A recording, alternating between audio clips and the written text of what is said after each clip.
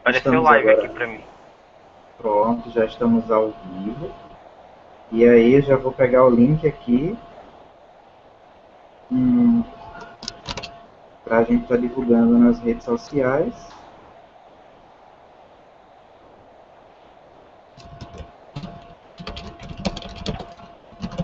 Estou aqui no Facebook.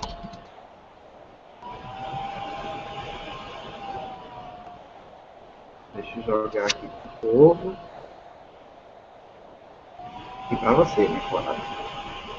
Por favor. Olha aí, tá no inbox do Gmail. Aqui.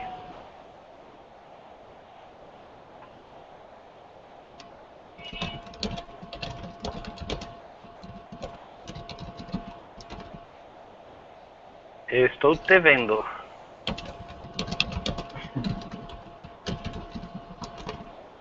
Vamos lá.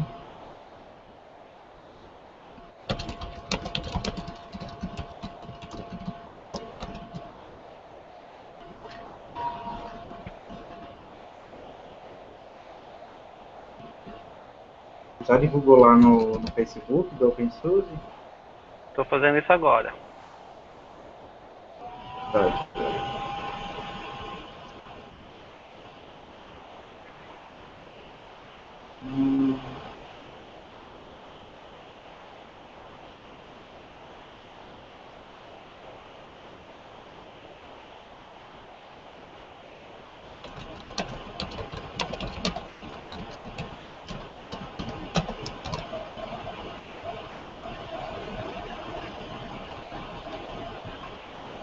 Tô fazendo isso agora, pera aí. Tudo bem.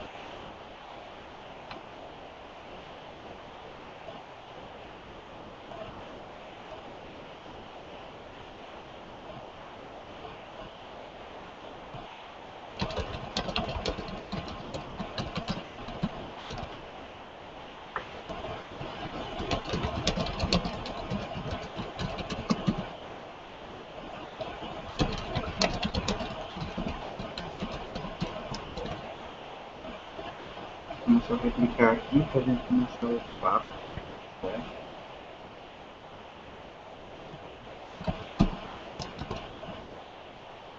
Né? Estão falando, o Anderson falou aqui que está sem áudio.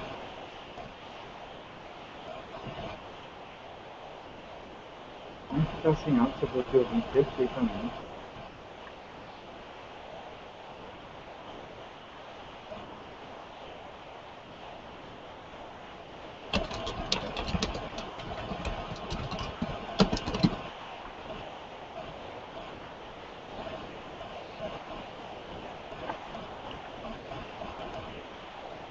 E aí, Postada pronto? no Face.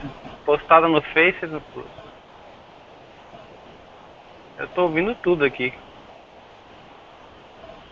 Está bem todo, eu acho aí, Anderson. Então o problema é com a sua máquina, tá? Seu alça aí tá bugado, É o tá meu bichado. áudio? Não, o Anderson, que ele falou que não estava conseguindo ouvir.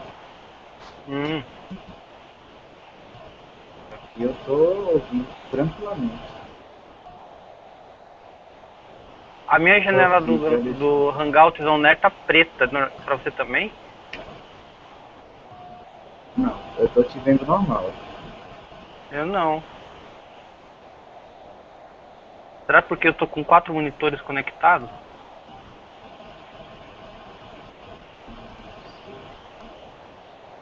Mas qual que você não tá conseguindo ver? Não, a tela tá preta. Aonde? Essa Vou te tela que a mostrar, gente tá pera aí. usando agora? Tá.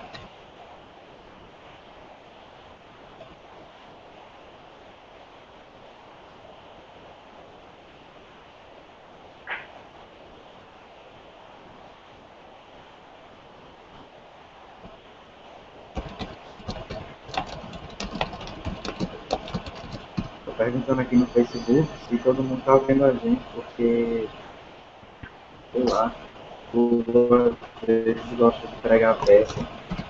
Então, Ó, eu tô vendo assim, ó.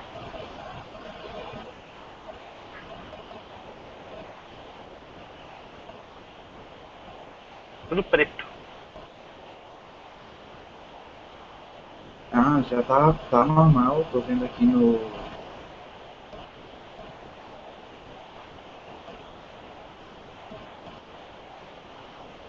Então tá normal, então Tô tá vendo, normal.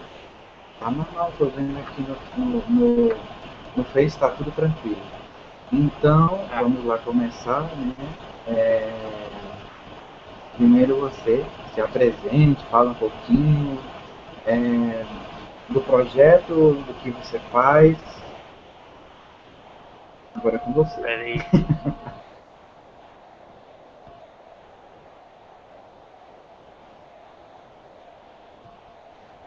Já é pra eu falar? Já é pra você falar, tá todo mundo esperando. Então, meu nome é Domingos, né? Mais conhecido como Mingo. Sou um dos coordenadores locais do OpenSUSE para a América Latina, Brasil e América Latina, né? Minha função principal hoje eu sou engenheiro web, trabalho com desenvolvimento de software, né? E também trabalho ajudando algumas comunidades open source na área de PHP, principalmente, né? E de infraestrutura, que é o OpenSUSE, né? Dentro da comunidade OpenSUSE eu já estou junto com o pessoal, ajudando, palestrando, ajudando a fazer release, essas coisas tudo. Acho que já vai para uns 5, 6 anos, o tempo passa, né? Tava pensando nisso outro dia, né? Ano passado a gente teve uma considerável participação, a gente conseguiu participar na maioria dos eventos, tanto pequenos quanto dos grandes eventos de software livre, então a gente esteve presente em quase todos eles. Conseguimos fazer um efeito inédito ir para o Nordeste, que era uma área que a gente não estava muito presente, conseguimos fazer 2 eventos no Nordeste, né? Além do Sul e Sudeste, que a gente mais está atuando ultimamente, pelo menos eu estou, né? Então, e é isso. Né? Saber mais de mim é só procurar aí Domingos Teruel, que vocês vão achar tudo sobre mim na internet. Que compra. Para Que quem mais? ainda não me conhece, meu nome é Manuel, eu faço parte do Centro Update, fico na parte de software livre e dessa militância em torno do open source. E hoje a gente vai dar início a um café com open source, onde é um papo descontraído. Para quem não conhece ainda como é que funciona, a gente vai conversando. Você pode comentar no vídeo do YouTube aí embaixo, e aí a gente, na medida do possível, a gente vai lendo as perguntas e vai fazendo. Também já tivemos algumas perguntas enviadas por e-mail. Eu filtrei algumas perguntas porque outras eram 6,5 era a mesma coisa. Então, para evitar essa poluição, eu resolvi filtrar para não fazer a mesma pergunta diversas vezes. E para começar, eu queria que o Domingos falasse um pouquinho sobre a questão do surgimento do Open Source e a filosofia do projeto, o objetivo, né? E aí a gente vai conversando em torno, primeiramente, da comunidade do projeto e depois a gente continua com outras perguntas mais é, específicas. É só um pouquinho. Tá. Então, a OpenSUSE é uma distribuição já bem antiga, assim, ela é voltada para usuários e desenvolvedores, né? Ela é polivalente, fácil de usar, né? E tudo mais. A gente começou há bastante tempo já, já deve estar mais de, acho que uns 15 anos no mercado, até mais, né? O que mais eu posso falar? Né? Inicialmente a gente era, pelo que eu sei um pouquinho da história do passado, assim, essa é uma coisa que ainda gera alguma controvérsia, assim, cada vez que eu converso com alguém mais antigo da comunidade, eu sei de um pedacinho da história, né? Eu sei que o SUSE mesmo, né, começou com um grupo de alemães lá na Alemanha, como tradução do Slackware, né? Que era uma distribuição Linux da época, para o alemão, né? Então, uma comunidade se reuniu e começaram a fazer esse trabalho de tradução, né? E a partir daí desse trabalho ele foi crescendo, ganhando vida, né? E surgiu então o SUSE Linux, que foi o início do OpenSUSE, né? O OpenSUSE nasceu exatamente acho que há uns 7 anos, mais ou menos assim, né? Que vem para dar mais clareza ao que o pessoal estava fazendo, né? Então é um esforço que a gente tem para que a gente consiga melhorar a promoção do Linux em todos os lugares também, né? Além de ter uma boa distribuição, né, feita por muita gente que a grande maioria, né, não são da área de TI, não são nerds, são pessoas comuns do dia a dia mesmo, né? Então ela é totalmente controlada pela comunidade, né? E mais que eu tenho que falar? É meu primeiro hangout, tá? Eu tô um pouco nervoso. Então vamos lá. Hoje o OpenSUSE ele pode ser usado para uma pessoa iniciante, para uma pessoa que está começando agora, ou existe um usuário específico? Não. A ideia do OpenSUSE é para a pessoa que não sabe nada. Ela consiga instalar um software livre na sua máquina e já sair usando, né? Então, o foco principal, e acho que é por isso que talvez muitas pessoas não conhecem o OpenSUSE, que acham que é para um público específico e coisa do tipo. Não, o foco da gente, o trabalho que a gente faz, é para quem não mexe com informática, é para a questão da inclusão, um pouco até da inclusão digital mesmo mundial, sabe? O nosso foco é realmente pro leigo, né? Pessoa que está iniciando, pessoa que não entende muito, mas só é usuária de computação. Entendi. E para quem normalmente as pessoas dizem, o OpenSUSE não é indicado para quem nunca teve, né, noção do Linux, mas eu já vi algumas outras pessoas comentando por aí, né, que hoje em dia até a questão dos repositórios para instalar é bem mais prático, bem mais fácil. E para a gente começar a nossa conversa de hoje, tem algumas perguntas aqui que foram enviadas durante a semana, e aí eu já queria fazer. Uhum. Então, O sobre essa questão Marcelo tem umas perguntas.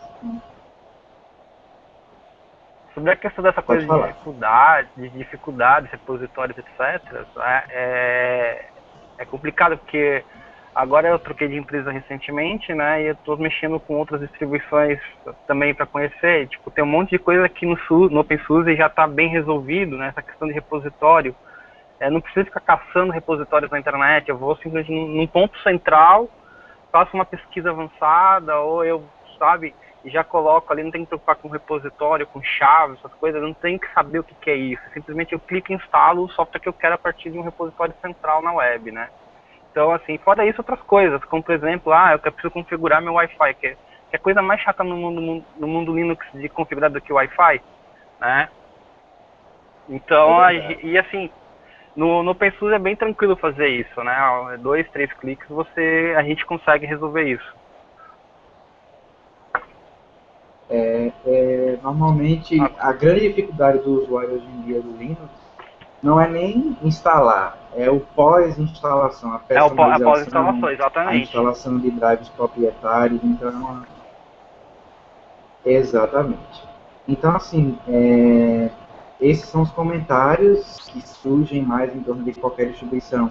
Onde é que eu vou achar os programas quando eu preciso deles depois da minha instalação?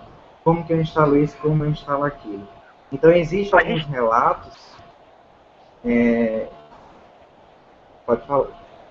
Não, pode terminar a sua colocação. Então, esse é o grande problema hoje. Acho que em qualquer distribuição, quando você termina de instalar, a distribuição às vezes só vem com aqueles programas mais comuns, né, um VLC, o LibreOffice, às vezes algum programa de editor, Inkscape, mas é muito raro, já vim assim, normalmente vem só com LibreOffice e um reprodutor de música. Enfim. Então quer dizer que o usuário do OpenSUSE ele não vai ter essa dificuldade de ficar na web pelos sites ou até procurando em blogs os repositórios para instalar. Não.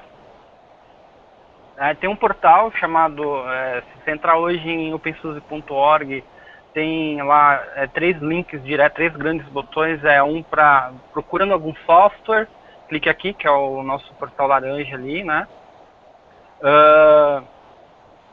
Cadê?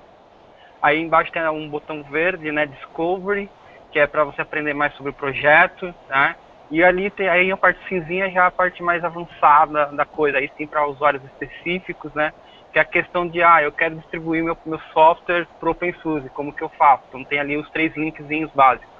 Mas eu sempre falo para as pessoas, né? Não está com dificuldade de instalar, procurar algum software e está usando o OpenSUSE, o primeiro lugar que ela tem que ir, sempre, é no software.opensuse.org, e ali ela vai ter acesso. As pessoas às vezes acham que é só para baixar, porque está ali muito em destaque, né? Baixa o OpenSUSE, mas tem uma caixa grande em cima chamada pesquisa de pacotes, né? Você digita ali qualquer software, você acha ali, e ali tem um botão de instalação. E o que esse botão faz? É o que a gente chama de one-click install. Ele vai baixar, ele vai configurar o repositório necessário para você instalar aquele pacote, ele vai inicializar o Apper, que é o gerenciador de pacotes que a gente usa atualmente, né? E vai instalar todas as dependências, inclusive de repositório para você. Você não vai ter que fazer nada, simplesmente assistir o processo, né? E oferecer a senha de administrador quando necessário, né?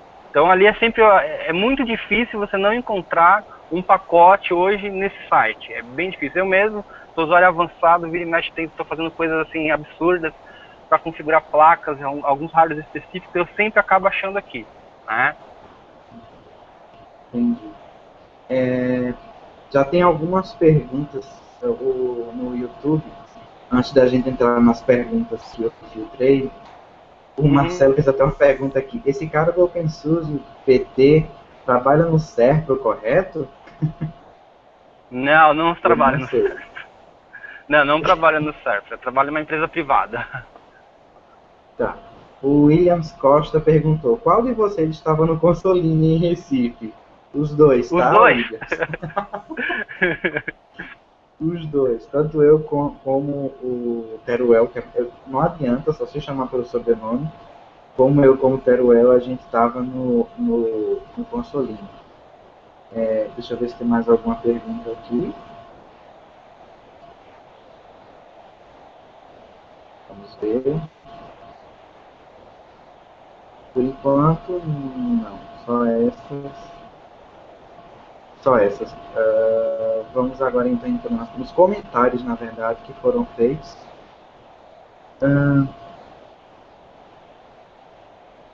Bom, tem um comentário que fala o seguinte, eu acho que é justamente esse one click. O OpenSUSE também possui é o Elvis Vinícius, ele escreveu, o OpenSUSE também possui um recurso chamado OnClick, ao contrário do Ubuntu, onde você fica procurando em blogs os PPAs da vida para instalar versões mais atualizadas de programas, ou programas que não estão nos repositórios oficiais. No OpenSUSE, você simplesmente acessa o site de programas do OpenSUSE e procura o que precisa. Achou? Clica no botão instalar, ali mesmo via navegador, que o processo de adicionar repositório, verifica as dependências e é executado. Tudo simples e prático. Tem mais comentário dele. O OpenSUSE também possui suporte praticamente total ao português.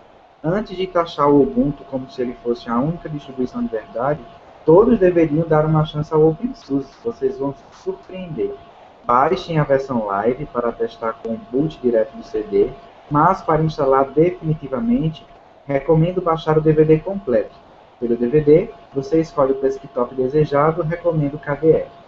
Para quem gosta de visual do Ubuntu, diga-se Unity, o KDE do OpenSUSE, basta trocar a barra de tarefas padrão pela barra de tarefas em ícone, já instalado por padrão, que você pode imitar até as funcionalidades do Unity. Ele citou aí, né, a questão da tradução, a questão dos aplicativos. Aí eu pergunto para você, como que funciona o envio desses pacotes para o site do OpenSUSE e como é que funciona a tradução? Existe uma validação, existe um controle, porque a gente sabe que hoje em dia existem muitos softwares maliciosos que podem acabar com o sistema do usuário. Como é que vocês fazem esse controle? Bom, na parte de pacotes, envio de pacotes, hoje todo o projeto está dentro de um outro projeto, que é o que a gente chama de Build Service, tá? Open Build Service, que é um lugar central onde a gente manda os fontes do projeto, do qual software você quer distribuir, né? Você pode acessar em build.opensuse.org. No final eu deixo todos os links aqui para vocês acessarem. Então ali tem toda a nossa parte de QA, de envio, além de a gente fazer toda a parte de QA dos nossos softwares que vai para a nossa mídia, né? Você também pode utilizar para usar os seus softwares, né? Então é uma coisa assim, a gente oferece para os outros, mas a gente também consome, né, isso. Então a gente tem toda uma parte de QA também, que tem todo um processo, existe uma equipe. Como que a OpenSUSE está organizado hoje? Hoje a gente existe os times de trabalho, né? Então a gente tem um time de marketing, tem um time de tradução, tem um time de empacotadores, tem um time do subtime, e dentro desses times existem os subtimes, né? Normalmente quando a gente está fazendo release, existe uma reunião geral, que se não me falha a memória da equipe de tradução, ocorre às quintas-feiras, às 9 horas no horário local, europeu, né? Onde é definido as atividades que devem ser feitas e as equipes que são responsáveis por fazer cada uma das atividades, tá? Uhum. Aliás, então o que acontece? Aí é criado uma wiki, a gente pega a documentação, a gente adota para uma pessoa, um grupo como responsabilidade para fazer a tradução, né? Existe uma equipe de revisão, né? E aí vai pro site. Mas normalmente a gente faz isso a gente costuma brincar que a gente faz um hackathon de tradução e hackathon de release também, aonde todo mundo se reúne num dia, dois, às vezes até mais, principalmente assim, próximo de lançamento de versão nova, né? Para justamente fazer todo um trabalho de tradução, de empacotamento, refinar testes, para quando for lançado já ter o maior número de recursos disponíveis para o usuário final, né? Para ele saber o que mudou, o que está diferente, o que temos. Hoje a nossa wiki portuguesa, em língua portuguesa, ela está praticamente, acho que está com mais de 80% traduzida, né? Pelo menos assim, no que tange ao usuário iniciante, usuário intermediário, está 100%, você vai encontrar tudo. Tem algumas coisas bem avançadas que ainda estão em processo de tradução, mas são coisas mais já para aqueles usuários mais específicos, mais avançados mesmo, né? Mas para o usuário comum, intermediário, praticamente tudo traduzido em português, está disponível ali, né, em pt.opensuse.org, né? A gente tem um canal, né? Nós temos um canal do IRC sempre aberto, que é o OpenSUSE-PT, e é ali que a gente começa a disparar, né, procurando as pessoas para fazer ajuda, passando na causa da tradução, das tarefas que a gente está fazendo, está precisando de suporte, e tem também as listas de discussões, né, que você também pode encontrar em lists.opensuse.org. Ele tem todas as listas e todos os canais de comunicação para cada grupo de trabalho que a gente tem hoje. Entendi. Tem um comentário aqui bem interessante da Belmira Dimas. Ela escreveu o seguinte: migrei recentemente para o OpenSUSE, mas antes eu experimentei todas as distribuições do Linux na tentativa de me adaptar a uma delas. Sempre sentia falta da versatilidade e praticidade do Windows, e acabava reinstalando o Windows de volta por achar que o Linux era muito difícil, diferente do que eu estava acostumado a usar. Mas de tanto testar todas as distros que existe, eu me flagrei cada vez mais envolvida com o OpenSUSE, a ponto de me interessar em pesquisar sobre ajuda e de como utilizá-la sem surtar. E à medida que eu ia me empenhando em aprender, pelo menos o básico, resolvi testar a única distro que faltava para testar, o finalmente OpenSUSE. Me apaixonei de vez por ela, porque além de ser um software operacional, um sistema operacional, de encher os olhos em termos de beleza, é muito prático de instalar e configurar, muito estável e muito rápido. Roda leve, e meu PC nem é desses da última atualidade. E outra, não precisa instalar 20 quilos de drives e outras tranqueiras só para fazer meu computador funcionar. Por tudo isso, eu fiz o OpenSUSE meu sistema operacional principal e nunca mais senti falta de mais nada do Windows. Até me interessei mais em me informar sobre tudo relacionado ao Linux. Me sinto muito mais confortável com o OpenSUSE. Era o que faltava para migrar de vez para o Linux. Recomendo sim, sem medo de errar. Baixem e divirtam-se com essa distro que está maravilhosa. Aí ela disse que de todas as versões, a que ela se apaixonou foi a 12.1. Assim, a gente sempre faz, as nossas versões são sempre incrementais. são sempre incrementais, né? Então, assim, a minha predileta, se eu fosse falar uma predileta hoje, seria a 11.2, tá? Que é a mais antiga. Inclusive, a minha máquina aqui que está usando está 11.2, mas é uma questão de gosto, né? Mas, assim, uma coisa que eu acho que me chamou, logo que eu entrei para a comunidade do OpenSUSE, que me chamou muita atenção, é essa questão de não sei se, não posso dizer, garantir para vocês que assim, foi pensado assim, simplesmente aconteceu. Eu sinto que simplesmente aconteceu, sabe? Ele é focado assim, você não precisa abrir terminal para fazer algumas coisas básicas, você não precisa entender de coisas avançadas para fazer coisas que você faz com vários cliques no outro sistema proprietário, né? E isso vem desde sempre, assim, desde a filosofia do OpenSUSE, quando que ele surgiu, né? E acho que é isso que conquista as pessoas. O problema é que as pessoas ainda não conhecem. Todo mundo que vem para o mundo Linux, né? Elas vêm de forma traumática, infelizmente ainda, né? E as pessoas que acabam, outras pessoas que têm interesse em legalizar seu software e se livrar do software proprietário pirata, essas coisas do tipo, né? Ensinam da forma errada ou de uma forma não tão interessante para o usuário, então aquele usuário que é leigo, né? Tipo, a minha mãe, a minha avó, as minhas irmãs, as minhas amigas, sabe? Coisa do tipo que elas não são da área, né? E, então, se você ensinar errado, elas vão ficar traumatizadas, aí elas, vai ser sempre assim, tudo quanto é lugar, né? E não é. E o OpenSUSE ele tem muito essa preocupação, né? Então, quando a gente vai mudar alguma coisa, normalmente a gente tem o Connect, que é um portal de usuários ali para trocar ideias e tudo, né? Vai lá, conversa, fazemos enquetes, perguntamos, às vezes nas próprias listas internas da gente existem discussões homéricas sobre precisamos mudar como que vai funcionar o Network Manager, entendeu? Vamos usar o Network Manager, vamos usar o IFUP como padrão, sabe? Esse tipo de discussão sempre rola, pensando sempre no usuário, né? E como podemos facilitar. E hoje a gente tem o IaaS, que é uma grande ferramenta dentro do OpenSUSE, né? Que ajuda as pessoas a configurarem as máquinas sem abrir uma linha de comando, né? Isso é muito importante. Eu acho que é isso que chama a atenção também do OpenSUSE. É muito fácil de usar, né? Entendi. E tem até uma pessoa aqui falando. O Christoph L.A. Ele enviou o seguinte comentário: já testei Debian, Ubuntu, Mandriva, Gentoo, Fedora e um baseado no Gentoo que não me lembro o nome.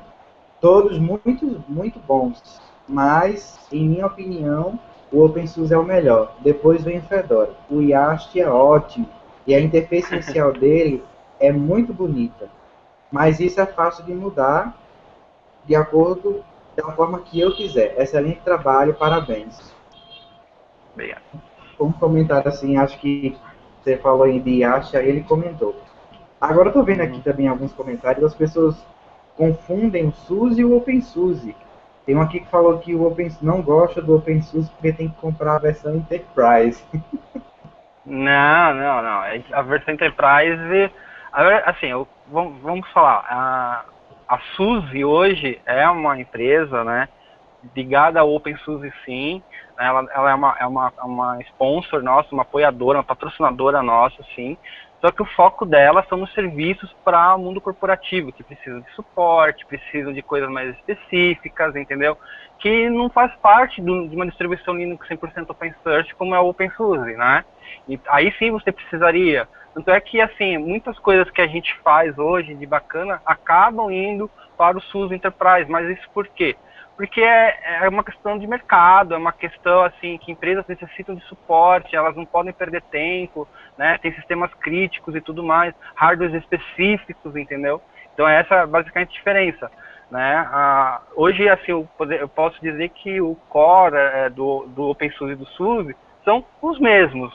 O que muda é que é o foco, né? Enquanto o OpenSUSE é 100% software livre, 100% open source, código aberto, né? O SUSE não, além de ele trazer algumas coisas específicas para o mercado corporativo, alguns serviços, né? Tem a questão de hardware específico também do mercado corporativo que é muito importante, né? Isso não tem como um projeto open source dar conta e fazer, porque o mercado precisa de disponibilidade, precisa de failover, tem várias outras situações, né? Mas pro rapaz ou pra menina que fez o comentário que precisa comprar o SUSE Enterprise para ter um Linux decente, isso está equivocado, tá? Você não precisa. O OpenSUSE tem condições totais de você usar no dia a dia do seu trabalho, seja você uma professora, seja você um contabilista, seja você um usuário habitual de informática que quer acessar o Facebook, tá? Então, você não precisa ter a versão Enterprise ou uma versão corporativa do SUSE Linux, por exemplo, para você ter um Linux com maior eficiência. Não, isso é um mito, tá?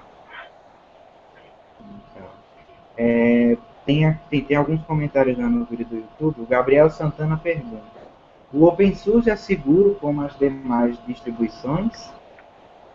Com certeza.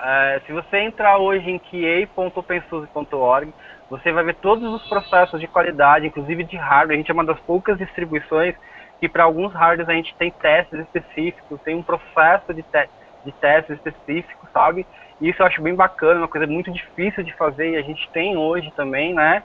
Então, assim, toda vez que sai uma release nova, antes dela ser liberada para o grande público, ela passou por muitos testes de usabilidade, testes de qualidade de código, né, e tudo mais. E tudo isso vocês podem acompanhar ali no nosso site, lá dentro do opensource.org tem uma seção que fala só sobre qualidade. Então, ali tem todas as informações. Se você gosta de qualidade, você é uma pessoa que gosta de testar coisas novas, tem que estar pronta, ou que gosta de vem ajudar a gente está precisando de pessoas que ajudem a gente a melhorar ainda mais essa questão da qualidade e de testes, né?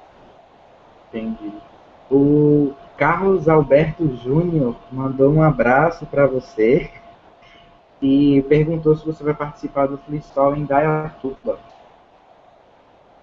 Olha, esse ano por FliSol está meio complicado, ainda não sei se eu vou participar ou não, mas todo ano eu participo, eu vou lá levar a palavra do OpenSUSE, como eu sempre brinco lá, né, com o Mariano, né, que é o responsável pelo FliSol ali em Indaiatuba, né, mas por enquanto eu estou me organizando para os eventos desse ano, a gente tem algumas novidades chegando aí, espero em breve divulgar essas novidades também, né, e assim, ainda não posso dar certeza que eu estarei nos FliSols, a princípio talvez esse ano não dê para ir para o FliSol, por causa que alguns eventos grandes que a gente está organizando, referente à Copa do Mundo, principalmente estão sendo antecipados. O FISLE agora em maio, por exemplo, é um que a gente gostaria de estar lá presente também, então tem essas coisas, né? Pois é. O William Costa, ele falou assim: eu me interessei em baixar o OpenSUSE e instalar depois do Consoline. Estava no corredor quando um de vocês me entregou um adesivo. Cheguei em casa e pensei, por que não? Instalei e estou feliz até hoje.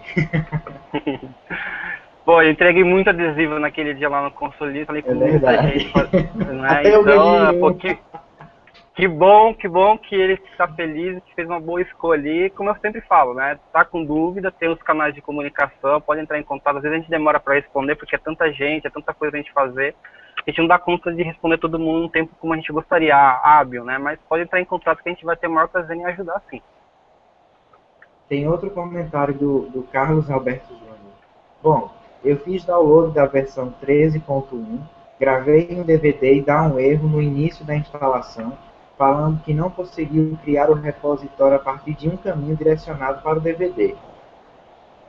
Talvez na hora que você gravou o DVD tenha corrompido algum dos arquivos de boot. Eu também acho. Ou na hora que você baixou, deu algum problema de rede, corrompeu. É sempre importante quando você baixa uma ISO, antes de você gravar e queimar um DVD, fazer aquele testezinho se realmente baixou tudo, né? Lá no nosso site, logo embaixo, quando você escolhe o tipo de DVD, já aparece lá como fazer esse teste, né? Que é o MD5 SAN, né? Verificar se realmente o que você baixou é o que você está querendo, né? Talvez seja isso. Eu recomendo você baixar de novo ou regravar novamente esse DVD, tá? É a melhor opção, porque isso acontece muito, principalmente em conexões instáveis, né? Às vezes Exatamente. baixa, quebra e... Uhum. Ainda mais que a nossa internet brasileira é boa que é, né? Não, claro, a internet da gente é do Japão, cara. Você não viu comercial na TV, não? Exatamente. Vamos lá. Deixa eu ver aqui o próximo comentário.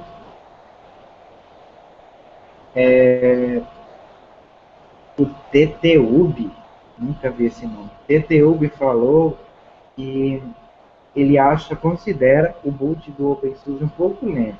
E que se existe algum processo de melhoria ou se isso é um problema e se vai ser corrigido. ou não? Olha, depende. Em normal, o nosso boot é tão rápido quanto qualquer outro. Existe durante a instalação, na última parte da tela antes dele proceder à instalação, que você pode customizar o boot dele. Então, talvez você possa desabilitar algumas coisas ou passar alguns parâmetros adicionais. Recomendo dar uma olhadinha na documentação de instalação, que existe como parâmetros que você pode passar adicional que dá uma melhora na performance do boot padrão, tá? Porque isso vai depender da máquina, do tipo da BIOS que ele tem, não é somente o boot do OpenSUSE, também tem relação com a máquina que ele está instalando, né?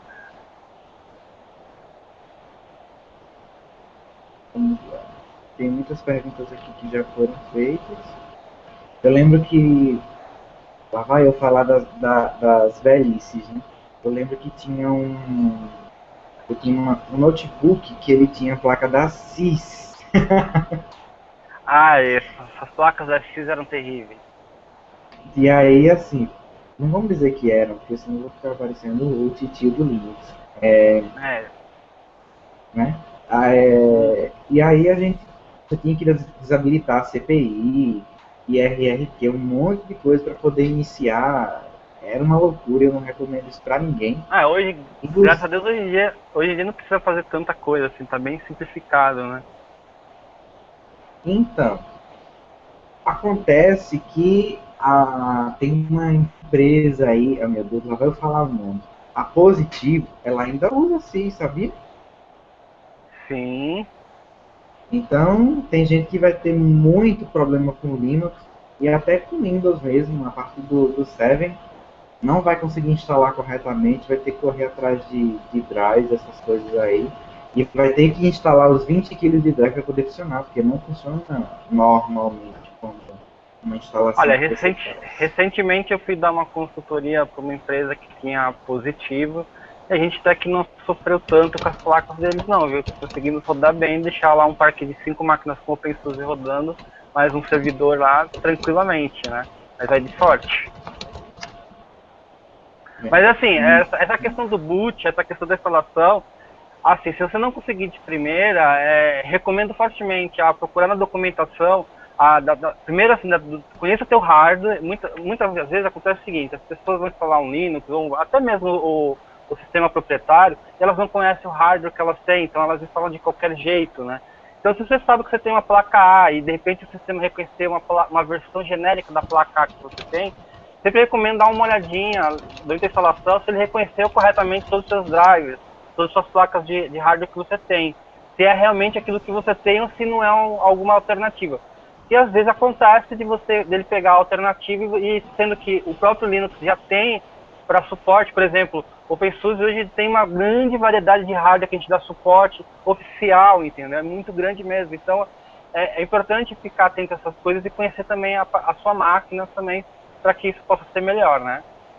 E possa ter uma instalação mais segura. Entendi. Mais perguntas no YouTube. O Marcelo Mauro, ele fez o comentário. Olá pessoal, até hoje eu nunca entendi por que tantas distribuições Linux. Vejo que às vezes elas concorrem entre si mais que facilita a migração para o Linux. Partindo desse ponto, quais os diferenciais dessa distro em termos de funcionalidade para o usuário desktop comum? Já usei algumas distros e as diferenças que encontro são mais a nível de customização, algo que poderia ser feito em qualquer uma delas. Qual a visão disso? Qual a visão de vocês em relação a isso? Você vai falar ou eu falo primeiro? Como é? Pode falar você, não tem problema. Assim, eu acho assim, realmente a gente hoje existe uma grande variedade de distribuições Linux, mas assim, o que acontece? Essas distribuições, se você pegar todas as histórias de cada uma das distribuições, elas começam com grupos de usuários em lugares mais distantes, mais diferentes do mundo. E elas vão crescendo, né? Hoje, posso dizer, acho que quase com seguridade, não sei se você concorda comigo, que todas as distribuições Linux, praticamente, elas estão no mesmo nível, assim, de qualidade, sabe? É mais uma questão de personalização mesmo, de gosto. Mas eu acho que a gente tem que ir um pouco além, né? Porque, assim, existem vários tipos de pessoas, vários tipos de intelectos, e, assim, você gosta de estar em grupos que falam igual a você, ou que você se sente bem. E as comunidades de Linux são assim. né? Eu me sinto muito bem-vindo nas comunidades de Linux brasileiras, em quase todas eu tenho amigos, conheço todos, tudo, mas eu me sinto mais à vontade na comunidade do OpenSUSE do que nas outras, não que eu não goste das outras, então é uma questão muito pessoal isso, né? Assim, a variedade existe realmente, e assim, para o usuário leigo, para o usuário iniciante de informática principalmente, é uma coisa complicada, mas eu sempre falo para a pessoa, você quer escolher uma distribuição Linux, não vá pela usabilidade, pelo uso só da distribuição, conheça a comunidade, quem fez, sua história, vê se você se identifica com a história daquela distribuição, né? Que eu acho que é um caminho para você decidir se você quer usar A ou B, né? É verdade. Bom, Marcelo, em relação a essa diversidade de distribuição, quando eu conheci o Linux, eles tinham uma distribuição chamada Tech Linux, que era baseada no Debian, mas toda a vida a gente sempre entendia que o Debian era para servidores e aquela coisa e tal. E aí foi surgindo outras distribuições que usavam os repositórios testing do Debian para ter programas mais atualizados. Então, o que acontece? Outras comunidades queriam lançar os seus empacotamentos próprios, criar o seu time. Algumas distribuições elas tinham uma certa resistência para aceitar novos colaboradores, outras já era uma coisa mais aberta, outras exigiam pessoas com bagagem e com questões assim de currículo mesmo, tá? Então, em torno disso, começaram a criar as comunidades open, as comunidades criadas, desenvolvidas por leigos, porque até então se entendia que colaborar era apenas desenvolver. Então, hoje você pode colaborar traduzindo, você pode colaborar compartilhando, fazendo propaganda, divulgação, indo a eventos, uma série de coisas. Antigamente, a colaboração era especificamente no desenvolvimento. Então, desde a tradução até o desenrolar da distro, a release, ela era feita somente pelo aquele grupo seleto, onde algumas pessoas não poderiam entrar. Então, por isso que foram surgindo outras distribuições, né? A gente teve aí o Ubuntu, a gente teve na época o Kurumin, e tantas outras distribuições. Algumas conseguiram seguir o seu trajeto e chegar a um bom número de usuários. Outros não conseguiram chegar por problemas dessas disputas aí que você falou, né? O Kurumin chegou ao fim por conta de disputas. Eu lembro que teve um evento que o Carlos Morimoto foi fazer e tinha algumas pessoas de uma distribuição muito popular hoje em dia que foram lá fazer, abre aspas, barraco, fecha aspas, e isso frustrou toda a equipe e acabou meio que desmotivando, porque eles se sentiram que o trabalho foi jogado no lixo.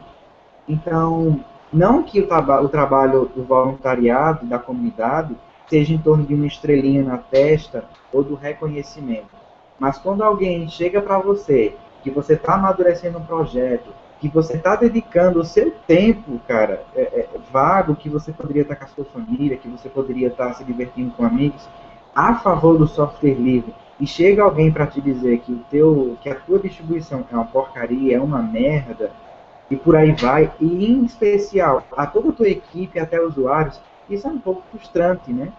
Então, assim, depois de um certo tempo, algumas distros morreram, outras não, mas essa disputa, segundo o Linus Torvald, uma vez ele disse na lista do kernel.org, que se o Linux não tivesse essa disputa que ele tem hoje, ele não seria o que ele era hoje. Então, hoje você tem aí opções de desktop, você tem o KDE, o GNOME, o Unity, você tem o XFCE, você tem, enfim, diversos desktops. Tem o Avaí, que é um mais novo que eu não conhecia o Avaí. Então você tem uma diversidade de desktops para você melhorar a sua distribuição e deixar ele com a sua cara.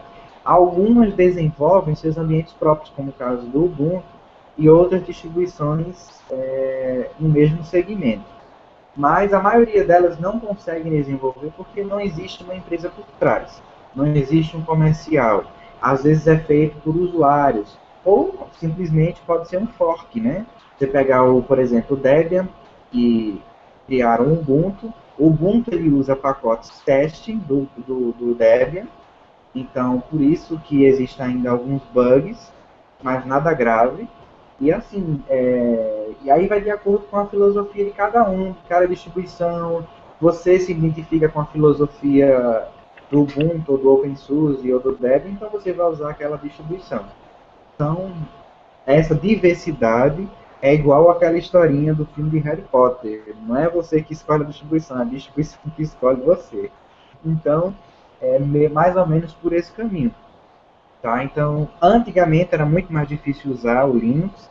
No ano de 99 foi quando eu comecei a usar. Hoje em dia já é uma coisa mais madura, um acabamento bem melhor, uma coisa mais clean, uma coisa mais clicou, funcionou. Antigamente era linha de comando, era terminal. Ou você comia o terminal ou você não usava Linux, como deveria ser. Eu sempre falo que E o é isso. o usuário hoje usar Linux é como usar o proprietário. Tem tudo fácil, ou até mais fácil que, né? E aquela questão é filosofia um pouco, por isso eu falo, você tem que conhecer, conheça um pouco da história das distribuições também para você escolher uma para você, né? Pois é. E aí você também pode colaborar, tá? Existem distribuições aí que abrem esse espaço para a comunidade. A maioria das distribuições são feitas pelas comunidades. E aí você pode colaborar também, não é nada. Tudo bem que Não existem é nada algumas que têm difícil, essa é coisa só de. você querer, ter vontade, manda um e-mail, vai lá e É, faz você mesmo, olha, tô fazendo isso, aí a comunidade te abraça, sabe? O importante é ter iniciativa também, né? Não adianta você também ficar esperando, tem que ir atrás também. no Linux é basicamente assim, manda quem faz. Então quem não faz, desocupa a vaga. Tem uma outra pergunta aqui, um comentário. Eu espero, Marcelo, que a gente tenha respondido ao seu questionamento. Se não, você pode continuar com as suas perguntas que a gente responde. O Eduardo Campos, 2040, ele fez o seguinte comentário. O funcionamento dos navegadores no OpenSUSE e outros Linux, como os bancos Itaú e Caixa, às vezes não funcionam com relação à autenticação de certificados. O que vocês poderiam falar a respeito disso? Olha, isso é uma questão da máquina virtual, do Java, que ainda existe uma questão bem controvérsia. Eu uso os principais bancos no Linux e sempre usei há pelo menos 4 anos. Eu não uso banco sem ser no Linux, entendeu? Eu não, raramente tenho esses problemas. Normalmente quando eu tenho um problema com o banco na internet é por causa da JVM. Tá? Infelizmente você é obrigado a usar o JVK da Oracle e não da OpenJDK, que é o que vem normalmente nas distribuições. Aí você tem que fazer uma instalação mais limpa mesmo desse JDK para poder funcionar, mas nada muito complexo. Outra coisa que eu costumo falar para as pessoas que têm muito problema com o Linux e o banco é ligue no banco e fala para o teu gerente que você não quer usar aquela certificação, que você quer uma alternativa viável para usar, mas tem que brigar muito, tá? Por exemplo, recentemente eu tive um problema com o Santander. Eu liguei para minha gerente, conversei com ela, em 2 dias ela simplesmente liberou o acesso e eu consegui acessar sem ter grandes problemas. É uma questão também de você exigir dos bancos outros sistemas melhores de segurança que não só ficar dependente da JVM. Quanto à questão do certificado, olha, isso para mim é novidade. Eu nunca tive problema com certificados de banco. Normalmente os problemas são relacionados àqueles guardiões que eles costumam instalar na tua máquina, que normalmente é feito para o sistema proprietário, que é um outro problema. O negócio é feito numa linguagem que é universal, que tem em qualquer plataforma, mas os bancos usam somente para a plataforma proprietária. Né? Então eu recomendo a você a ligar para o teu gerente bancário e conversar com ele que você não quer esse plugin ou você quer uma outra alternativa. Ele sempre tem uma outra alternativa, tá? É verdade. Eu, por exemplo, sou cliente do Banco Caixa e na Caixa você tem essa dificuldade, sim, em relação ao Java, você tem que instalar o Java da Oracle e tem que ser o 7. Em relação ao certificado, eu não tive problema nenhum. Eu liguei lá pro 0800 da TI, aí você informa que é acesso por Linux e eles fazem uma liberação e funciona tranquilamente. Agora sim, Exato. teve um tempo aí que o Google Chrome e o Chrome estava com problema com o certificado. Não sei se já foi resolvido com base em quê, mas eu estou usando hoje pelo Chrome, não tem mais problema nenhum, acho que já foi resolvido.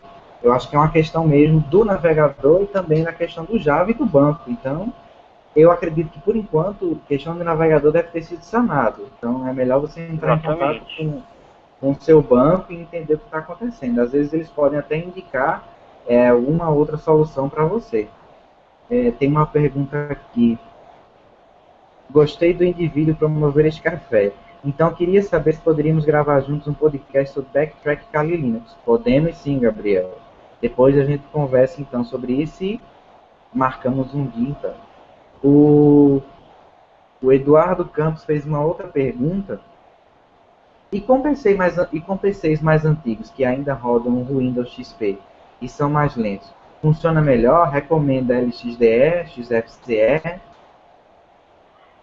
Olha, para hardware mais antigo, eu sempre falo para as pessoas usarem o LXDE, porque é uma interface mais leve, mas simplesmente porque é um hardware antigo, né? Mas, assim, tem KDEs que rodam em hardwares bem mais antigos e são tão rápidos quanto, né? Claro que não tem toda a experiência que o KDE 4.11, por exemplo, oferece, você vai ter que usar um KDE 3.5, por aí, por exemplo, mas você vai ter suporte e vai conseguir usar. Normalmente, para começar assim, hardware antigo, eu sempre uso o LXDE e recomendo muito, porque é leve, fácil, e normalmente não dá problema com hardware antigo. Entendi.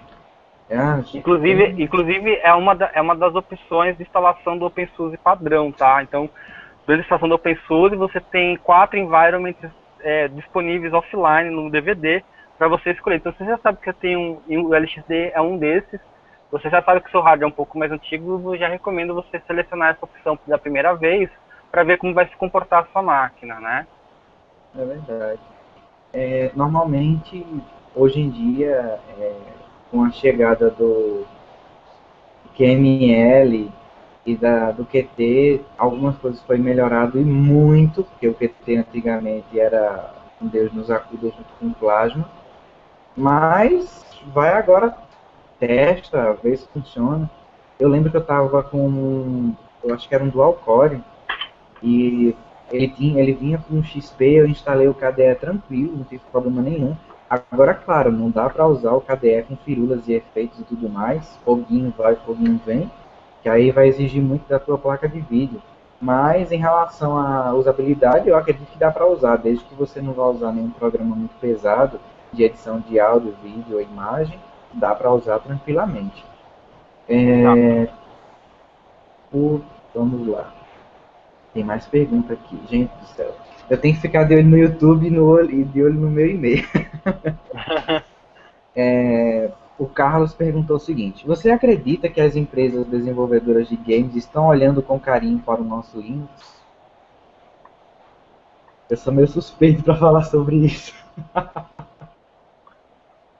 Olha, então, Teruel, você vai falar? eu também não sou muito, não sou um game maníaco, não sou muito ligado, mas eu tenho visto as iniciativas como do Steam, por exemplo, né, louváveis, até a própria Computer Associates foi a EA que lançou também muitos jogos para Linux também agora oficiais, eu não lembro agora, porque eu realmente não sou um gamer, mas eu acho que sim, tá mudando as coisas, até por causa que os games agora estão dando preferência ao OpenGL e não ao proprietário para desenvolvimento dos próprios games, então isso já abre uma porta muito grande para que esses games já consigam rodar no Linux e não só no software proprietário, né?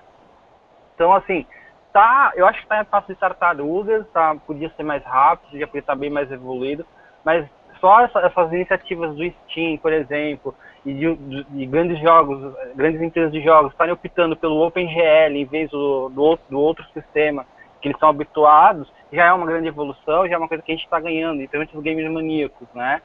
Então é uma tendência. E até essa questão do mobile, do Android, por exemplo, é uma coisa que está influenciando o mercado de games, então isso também está fazendo eles mudarem um pouco, né? Então eu acho que assim, ainda é cedo para a gente poder opinar sobre definitivamente games no Linux, mas está tendo uma grandes evoluções e eu acho que a tendência é melhorar daqui para frente, né?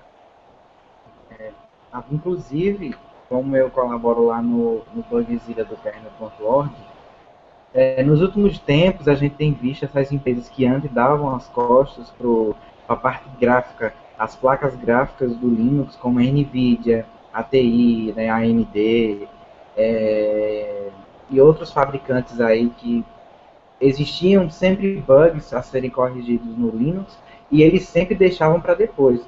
Então agora nessa versão que foi lançada, o 13.3.13, você vai encontrar algumas implementações, correções e melhorias em torno disso.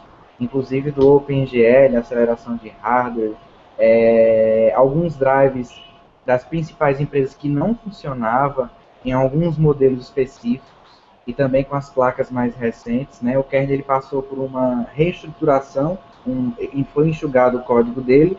Então, tudo que era antigo e obsoleto, que não se usa mais há 20 anos atrás, por exemplo, foi retirado do kernel para poder ficar uma coisa mais compacta e assim ter um código que seja mais compreensível. Então, as empresas em torno também do Steam da Valve, isso pôde acontecer de uma forma mais rápida, né? Porque até então ninguém esperava esse investimento, até por conta também que alguns usuários, por conta da versão do software proprietário 8, o sistema de janelas 8, não foi possível agradar todo mundo. Então, algumas pessoas migraram para o Linux na tentativa de encontrar um ambiente agradável e também foi onde a comunidade aproveitou o espaço. Então, como o número de usuários cresceu e muito, essas empresas de software proprietário começaram a olhar o Linux realmente como um sistema operacional do século, né?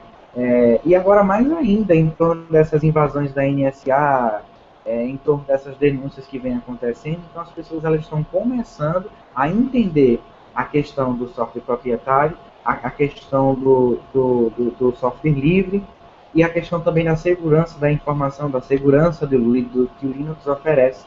Então, isso está agariando novos usuários e, com certeza, novos clientes para Valve, novos clientes para NVIDIA, novos clientes para AMD e por aí vai o trem. Então, com certeza, todo usuário Linux, muito nerds, gamers aí que vivem, né, de olho nesses games aí, sempre vão preferir as empresas que têm o drive que funciona realmente, que é um drive aberto, né?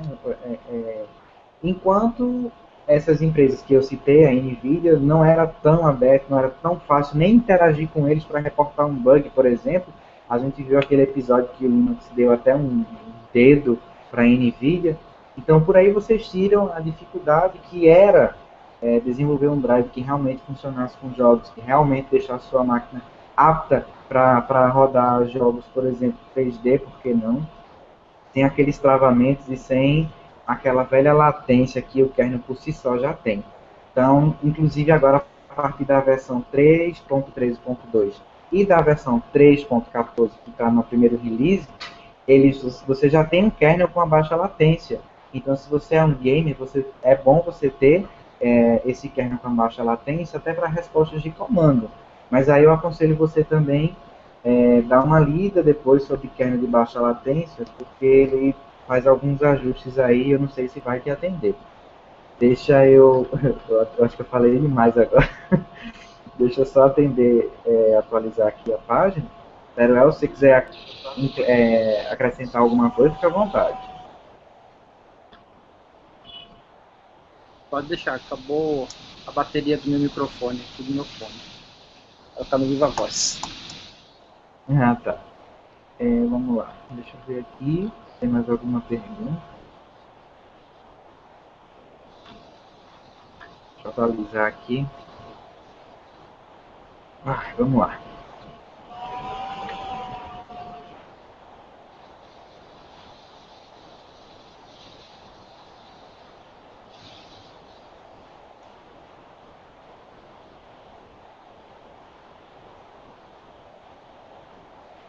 O Fagner, ele fez um comentário dizendo assim: como sempre o Linux é o máximo. Bom, faz alguns anos que trabalho com Linux. Bom, galera, a grande vantagem do Linux é a questão de segurança e é quase impossível pegar um vírus no Linux.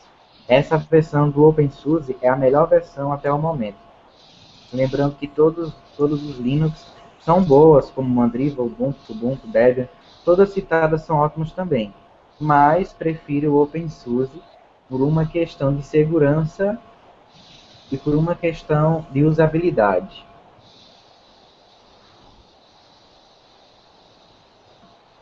Deixa eu ver essa questão. aqui. Pode falar. Peraí que cortou o áudio e não te ouviu o final.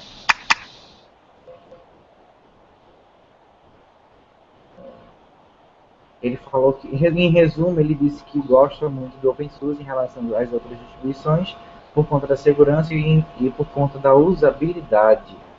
Isso é uma outra coisa que peca em algumas distribuições, infelizmente. Mas é bom que ele tenha gostado do OpenSUSE.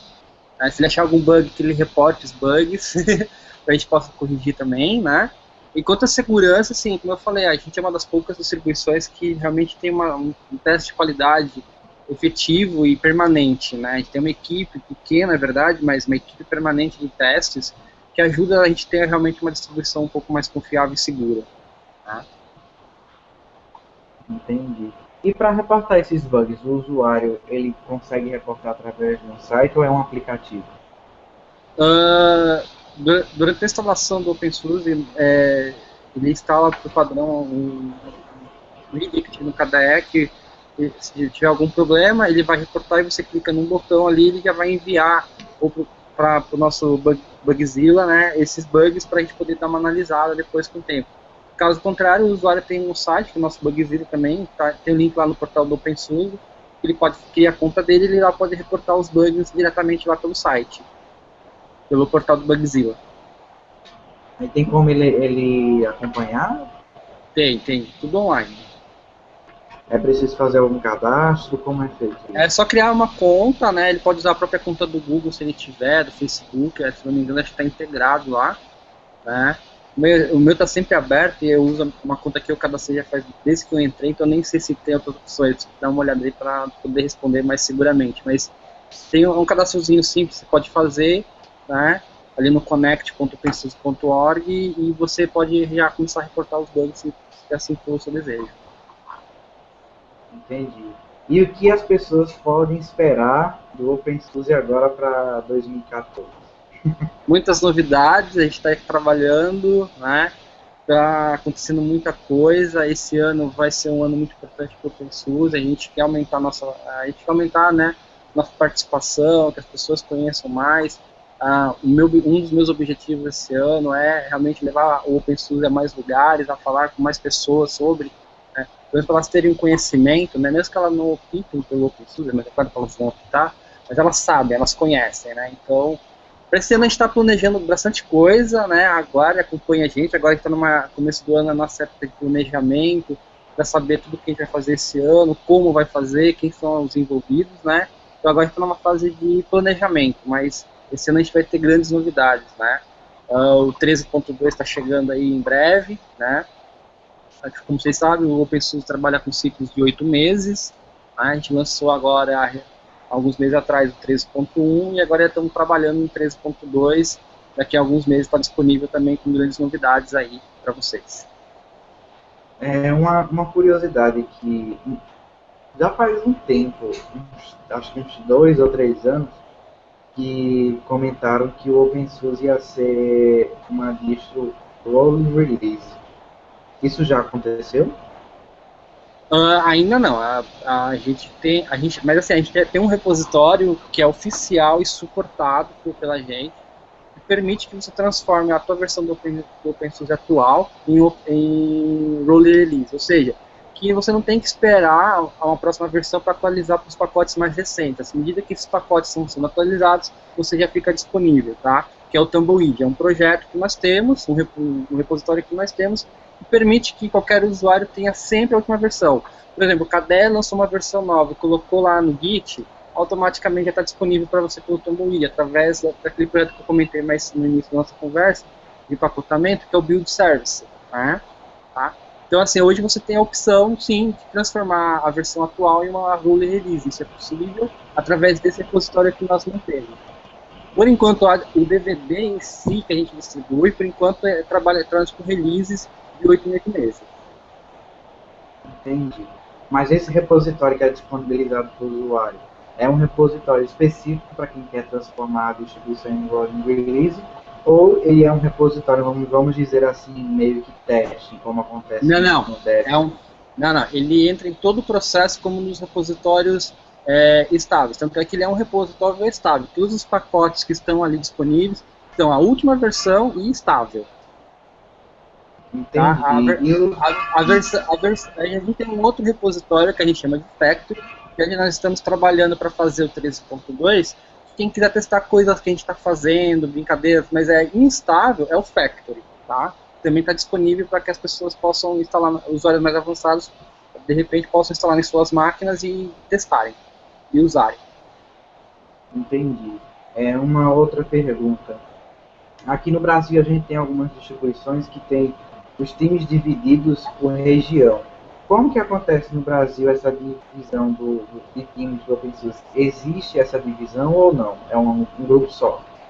Não, é um grupo só, na verdade, né? Tem os embaixadores no Brasil, que são as pessoas que são porta-voz do OpenSUSE, né? E tem os coordenadores locais. No caso, no Brasil, hoje, que eu sei, tem 2 coordenadores locais, que sou eu, né? E o Carlos Ribeiro, lá de São Paulo, e a gente coordena os embaixadores aqui no Brasil e as ações, quando tem de marketing, coisa do tipo.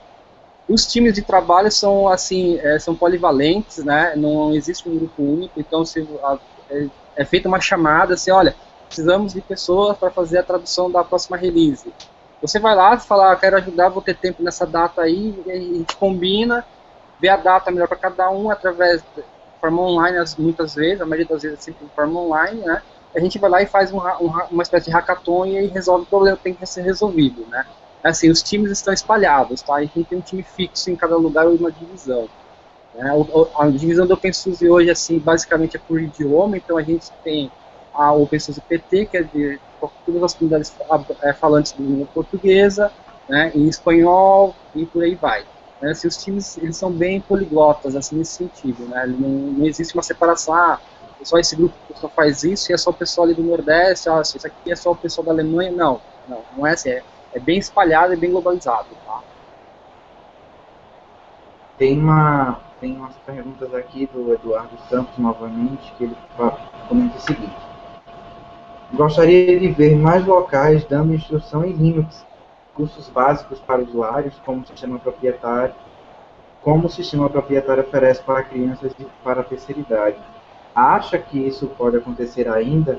Quais poderiam ser os tópicos principais? Deveria ser alguma distribuição genérica, concorda? Qual? Olha, isso é uma questão bem delicada. A gente tem um projeto para educação chamado EduLife, tá? Que é uma versão do OpenSUSE para educação, no qual eles vêm com softwares próprios para a educação. É um projeto premiado mundialmente, né? Então, assim, é bem complexo essa questão da educação em relação ao Linux em si, né? Porque, assim, você pega as máquinas Linux que hoje são vendidas, né? Cada fabricante pega uma distribuição qualquer e muda totalmente. Ela fala que distribui X, a distribuição X, mas ela faz a distribuição X dela, né? Então, enquanto a gente não tiver as empresas vendendo software, o hardware com Linux embarcado, mas das distribuições já conhecidas e não aquelas versões que já vi versões aí que, é a cara do software proprietário, que o cara pegou uma distribuição famosa X aí e deixou a cara do software proprietário. Pô, isso não se faz, você confunde o usuário. Então, tem várias coisas aí, mas no caso da educação mesmo, a gente tem esse projeto que eu falei, que é no Brasil, aqui no Nordeste, se eu não me engano, tem alguns municípios que usam o projeto do Life, inclusive nasceu aqui, é mantido por brasileiros também, né? E que é a questão da inclusão digital, né? Então o Linux hoje está muito presente nessa questão da inclusão digital. Então, sobre tópicos assim, é tópicos de informática mesmo, é educação, história, geografia, essas coisas assim. Independe só do software proprietário ou livre, né? É mais a questão de inclusão e de realmente uma política pública de educação coerente, né? Isso aí. É justamente isso que a gente vem entrando até lá no Centro Update, porque acho que tem até um tempo já, Eduardo Campos, 2040, que a gente até começou com os cursos, tem até as videoaulas do usuário Linux, iniciante, intermediário e avançado. Então lá no Centro Update, aí você consegue ver todas essas aulas. Como a gente está passando por um processo de reestruturação do site, então essa área dos vídeos, elas ainda não está aparecendo para vocês no site, mas se você for lá no menu, deixa eu ver aqui para você, que é tanta informação, videoaulas, lá no menu vídeos no topo do site, depois videoaulas, você vai conseguir enxergar essas aulas e você vai navegar até a página onde tem as aulas de Linux. Agora a gente está com o curso de HTML5, com CSS3, com o Gustavo Guanabara. E talvez no futuro novamente a gente faça aí uma repaginada de uma aula do Linux. Então, assim, às vezes o projeto não sai do papel e às vezes ele começa e não se torna tão legal, porque todo o trabalho que é feito em torno do Linux, ele, na maioria das vezes, ele é comunitário. Então as pessoas usam o tempo que lhes sobra, usam aquele tempo, sei lá, meia hora, uma hora, para fazer alguma coisa a favor do software livre. E muitas vezes o objetivo demora a ser alcançado. Mas como o Teruel falou aí pra gente, é um projeto que existe e que já está aí galgando os horizontes no Brasil, e quem sabe, por que não, no exterior, no futuro bem próximo. Então é questão realmente de esperar. Em questão de acessibilidade, lentes de aumento, todos os ambientes têm, KDE, Gnome tem. Então o usuário da terceira idade vai conseguir usar, os deficientes auditivos, os deficientes visuais também vão conseguir usar. Hoje é possível você deixar o seu Linux via comando de voz, isso não é nenhuma novidade. Recentemente teve uma distribuição que queria dizer que isso era uma novidade para ela, mas não é, isso sempre existiu. Então, assim, é uma questão realmente de trabalho voluntário, é uma questão de mão de obra. Isso não impede que as empresas responsáveis pelas distribuições alavanquem isso de uma forma mais firme, através de investimentos, contratando pessoas que sejam somente destinadas para isso. Mas hoje a situação realmente é essa. A gente depende do voluntariado, a gente depende desse pequeno espaço de tempo que algumas pessoas têm. Mas o futuro está aí, né?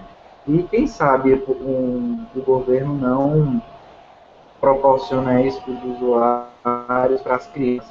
Tem até algumas distribuições Kids, eu só não lembro onde foi que eu vi, mas eu lembro que tem umas distribuições Kids que é para criança, e algumas distribuições que você pode deixar com cara de uma criança. É questão de personalização, não tem muito o que fazer. Hoje tem essa questão de acessibilidade de uso. Hoje o Linux tem total suporte. Assim, se alguém falar que o Linux não tem suporte para audiovisual, pessoas com algum tipo de deficiência visual ou sensorial, na verdade, é uma mentira, porque tem. Né? E assim, funciona bem, porque eu já vi gente. Você vai a alguns lugares aqui no sul do país, você fica bobo de ver o que o pessoal faz com o Linux, assim, sabe? É impressionante. É verdade. É uma questão de conhecimento. Mas aí aquilo, né? É aquela questão, tem que conhecer, conhecimento, né? Não do Linux, mas conhecer a tecnologia, saber qual é o nome, como que ela funciona, né? E ir atrás também, né? Ficar esperando, até se chateando porque alguém não respondeu. Isso aqui em tempo hábil. Exatamente. Você vai ficar com ódio de todas as comunidades, porque, como eu te falei, a maioria das pessoas usa somente o tempo que resta, então às vezes não é possível responder aquela pergunta que você fez, né, no instalar de dedos. Isso era um grande problema em algumas comunidades, mas eu acho que hoje está bem superado. Existem bastante usuários que se interessam pela distribuição, que têm curiosidade e que têm aí, vamos dizer assim, autonomia para responder algumas perguntas de outros usuários que estão começando agora. E eu vou só perguntar mais uma vez, que eu quero ver se sai alguma coisinha aí. Teruel, não tem nenhuma novidade aí que você possa contar pra gente sobre isso? Calma, aguarde. No momento a gente não tem nada, estamos indo, como eu falei, estamos agora numa época de planejamento, a gente está vendo as ações que a gente vai tomar para esse ano. Na verdade, já começou o ano passado, em dezembro, né, tivemos 2 reuniões, agora em janeiro tivemos mais uma reunião, a gente vai ter mais 2 reuniões ainda, justamente sobre isso, que a gente está num processo de amadurecimento. Como o projeto OpenSUSE é tocado totalmente pela comunidade, nós tivemos eleição agora recentemente, né, interna, então se você se tornar membro, você é votante dessa eleição, você pode se candidatar ao board do OpenSUSE, né, então o novo board do OpenSUSE tomou posse esse ano, então por isso eu falo, a gente está em fase de planejamento e de organização, estamos com uma equipe nova no board, né, estamos definindo as diretrizes para esse ano 2014, e eu só posso afirmar que vai vir grandes novidades, né? Vai vir, a gente vem com tudo esse ano para América Latina e Brasil principalmente. A gente está com uma equipe boa agora, conseguimos finalmente angariar e engajar as pessoas do OpenSUSE a trabalhar mais pelo OpenSUSE no Brasil e na América Latina, então isso é muito importante, né? E acompanha a gente ali no nosso blog, né, no openSUSE.org, no pt.opensuse, né, e nas redes sociais aí, que em breve vão ter grandes novidades. Pois é. E aí a gente já vai chegando já praticamente ao fim, né, do nosso café com o OpenSUSE. Vou só atualizar aqui a página mais uma vez, para saber se tem alguma nova pergunta. Vamos ver.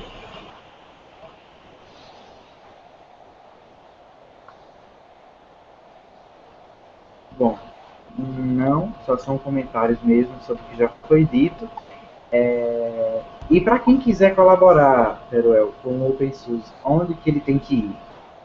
Olha, começa ali pelo site pt.opensuse.org e ali embaixo, no final da página, tem lá como colaborar. Aí você clica ali, tem todos os passos, tem guia de conduta, você tem que ler o guia de conduta, tem que ver conheça os nossos projetos, né? Veja aquele que mais é parecido com o teu perfil, mais te agrada, e engajem-se aí para contribuir. A gente está aqui à disposição para ajudar vocês nesse processo.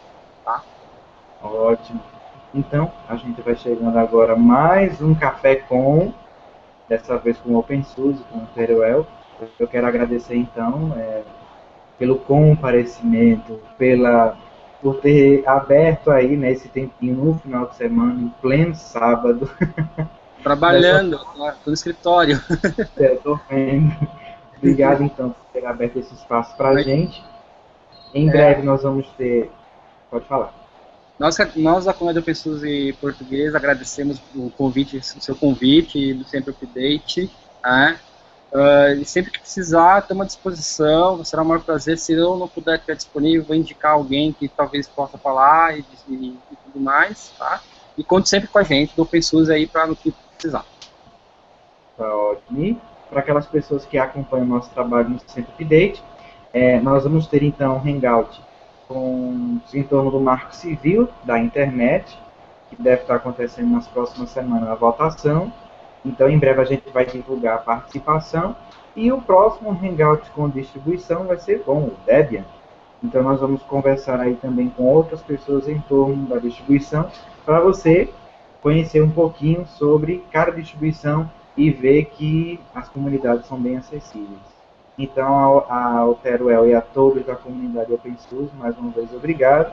E vamos, então, marcar um outro Hangout no futuro para discutir, então, as novidades, já que ele não quis revelar dessa vez. Que isso. Tá bom, então para vocês. Muito obrigado. Boa semana para vocês. Então, para vocês que vão ficar assistindo a gente, confiram aí. Entrem no site depois para conferir as videoaulas, as novidades do site, as novas temáticas, os novos colaboradores, que agora o site é um portal comunitário, então composto por pessoas que usam software livre e da militância. Então vocês agora vão poder aproveitar melhor o conteúdo. Então a vocês, muito obrigado. A todos uma boa tarde, um bom final de semana e até o próximo Café Com.